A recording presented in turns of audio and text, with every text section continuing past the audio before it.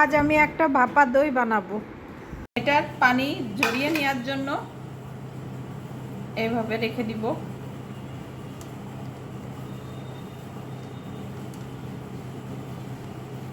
আপনার পুরো পানিটা চলে যাবে নিচেই। এটা ভালো করে শক্ত করে এইভাবে, এখন আমার বাসায় শক্ত কিছু, যেমন তো এই যে এটা দিয়ে আমি চাপা দিয়ে রেখে দিব 1-2 ঘন্টা, যাতে পানিটা বেরিয়ে যায়। যেভাবে খেজুর নিয়েছি, এখন এই খেজুরগুলান প্রত্যেকটা যেভাবে বিচি ছাড়িয়ে নেব। এখন এর ভিতরে দুধ দিব।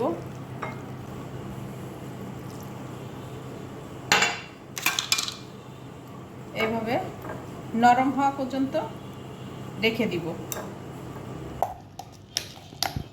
এখন দুইটা মিক্সড করব।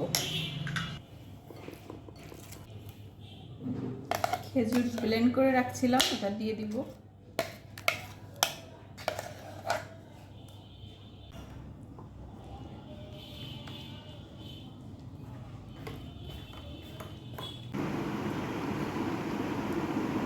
এখানে আমি পেপার দিয়েছি যাতে নিচে লেগে না যায়। কমপ্লিট সেট হওয়া। গরম পানি দিয়ে দেবো ট্রেতে, কেননা আমি ওভেনে দিব। ভিতরে বেক করতে দেব 20 মিনিট আগে দিব, দিয়ে দেখব, না হলে আর 10 মিনিট দিব। এতে ওভেনে ফয়েল পেপার দিয়ে সুন্দর করে আটকিয়ে দেব, যাতে বাষ্পটা ভিতরে না ঢোকে। জিনিসটা সুন্দরই হয়েছে, ট্রাই করে দেখলাম যে হয় কি না। তা ভালোই হয়েছে। কাটছি পিস পিস করে, একটু পিস করে খেয়ে দেখবো কেমন হয়েছে। বিসমিল্লাহ।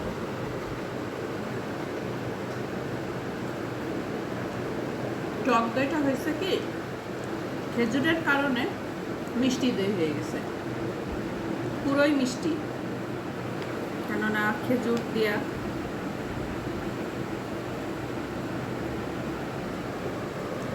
অনেক টেস্ট। যারা ডায়েট করে তাদের জন্য পারফেক্ট একটা।